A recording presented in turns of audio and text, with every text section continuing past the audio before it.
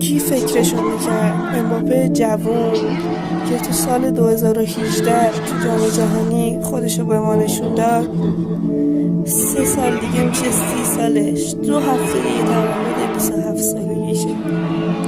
دنیای فوتبال یه پیر دیگه به خودش میبینه. ولی آقای امباپه تو پیر نشو، چون شاید 3 سال دیگه اصلا رونالدویی نباشه.